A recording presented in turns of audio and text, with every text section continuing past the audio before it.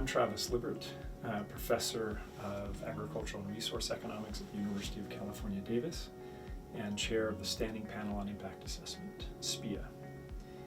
Last year, SPIA released a report that provides estimates of the return on investment for 4 CGIAR innovations: drought-tolerant maize, flood-tolerant rice, axial flow pumps, and index-based livestock insurance. In a previous video, my SPIA colleague Ricardo Lybbert shared details about these 4 innovations.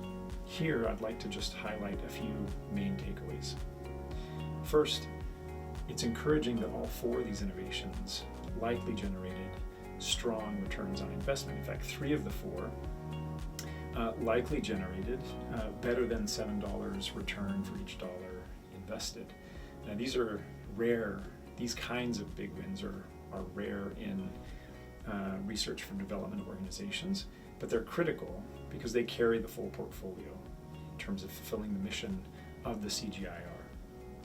Second, it's important to appreciate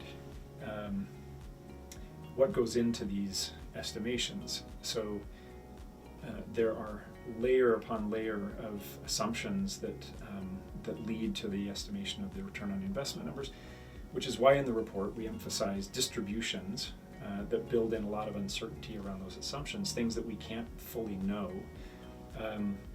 But the other thing to note that's important is that they require, estimating returns on investment require at least a few key ingredients.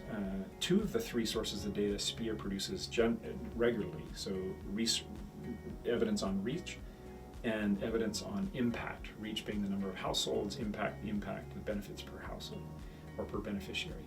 The third type is outside of SPIA's wheelhouse, which is the cost, the investment that goes into producing these innovations.